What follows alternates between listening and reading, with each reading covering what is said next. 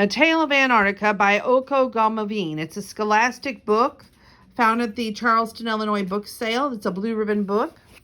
Let's read the back about this, please. About this blue ribbon book, the penguins have always lived in Antarctica. They love their beautiful blue and white world of ice and snow, but then people come and the penguins are not safe anymore. Can anyone help them? Can you? This poignant story speaks powerfully to even the youngest child. The battle to preserve Antarctica as a world park will be a major task confronting the next generation. This is more than a story. It's to educate process on why our encroachment on the natural world must be stopped. We must learn to say no to exploitation so that the penguins and other wildlife in pristine environment may survive. The Greenpeace in New Zealand. Okay, so let's start this little book. Evening settles on Antarctica. The low-setting sun slides past the blue mountains of ice and frozen rock. The wind has dropped to a rare calm, and the snow lies as a glistening cloak over the frozen land. Beneath the blue and white blanket, 1,000 hearts lie beating, waiting. Eventually, one smart penguin lifts his head, then a second one, until finally hundreds of penguins shake off the white mantle that storms have laid upon them. There are small ones, large ones, skinny ones, fat ones, and there are quiet ones, noisy ones, silly ones, and solemn ones. One is called Papa. Relieved to be in the fresh air again, they chatter. They haven't seen each other for days, and the air is still full of noise. Their cheerful voices only begin to fade when the midnight sun hesitates above the horizon before climbing the skies. The penguin close their eyes and doze. Papa dreams of chasing tasty little fish in the icy depths of the polar sea. But his dream is confusing and his sleep is disturbed. Perhaps it's because spring has come to Antarctica, the time between long black winter and summer when the sun doesn't set. An unsettled time when things tend to change. With his belly full of fish, Papa swims back to shore, pops out of the water onto the stony beach, as he has done so many times before. As he waddles close to his colony, but who is that? Is that a huge penguin standing among his friends? Papa is not afraid. Instead, he hurries across the pebble beach, stumbling over the rocks, obstacles that he's never noticed before, as to greet the stranger. The stranger is larger than any penguin Papa has ever met. He speaks a gentle, unknown language, but he strokes Papa's head. Papa's glad to make a new friend. The spring is beautiful this year, full of promise and vibrant color. Papa and the other penguins gradually become used to the strange people who have come with Papa's friend. They do the birds no harm. One afternoon, after a day of fishing in the ocean, Papa returns to the beach. He is about to pop out of the water when he discovers his favorite landing spot is covered with oil drums and boxes.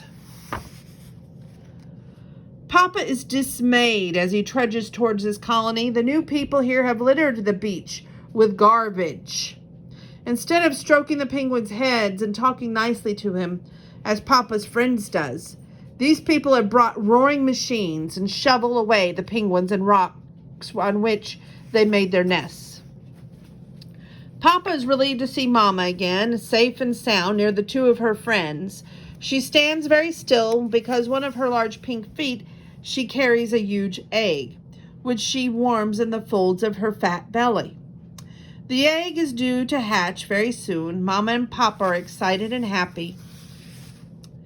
Early one morning, the little chick breaks away from the shell, stumbles out of the egg in a new world, looks around for the very first time, stretches and demands meal from its delighted parents. Papa noticed that the fish are not so plentiful and taste a little strange since the arrival of the people. Mama and he needed to work very hard to get their chick the very best of everything. The curious chick grows and grows and demands more and more food every day.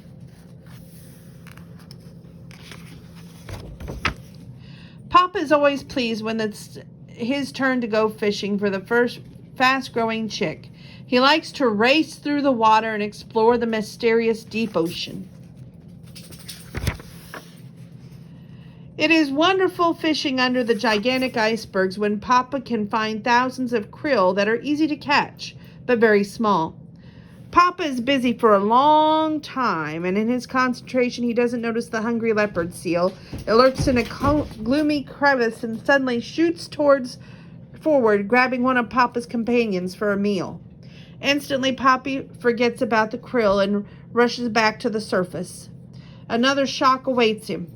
A thick layer of crude oil covers the waves and immediately sticks to Papa's delicate feathers. With every dive, he picks up a heavier coat of oil.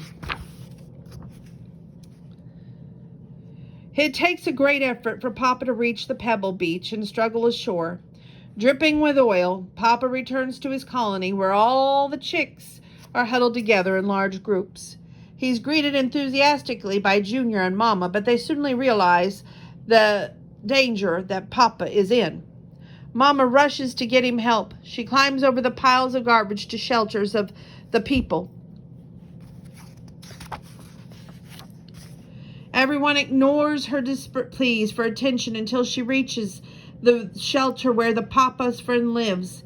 He dresses up to face the bitter cold and follow Mama outside. When he discovers what has happened to Papa, his speech no longer sounds gentle. Followed by Mama, Junior, and some curious neighbor, Papa is carried to the base. Papa gets very excited with special treatment with powdered clay to absorb the oil, although it makes him look very peculiar. The penguins have confidence in the friend's wisdom. After many treatments, the last stain of the oil are finally removed from Papa's feathers, and he looks nice and shiny again. Papa is grateful to have stinking oil off his feathers because he senses the arrival of autumn storms. Without his insulating black and white coat, he would never survive the biting frost. A new day dawns with a further change. The chicks have all shed their fluffy downs and stand proudly in their black and white coats. The dark clouds rush over the vast whiteness of Antarctica, now dotted by groups of busy people and their belongings. While people seem unaware of the changing weather, all the penguins of the colony turn their backs toward the approaching storm. They lie down and wait. The snowstorm hits the land with all its violent force. For days on end, the Antarctic is pounded by raging winds, which brings more and more snow in angrily horizontal sweeps.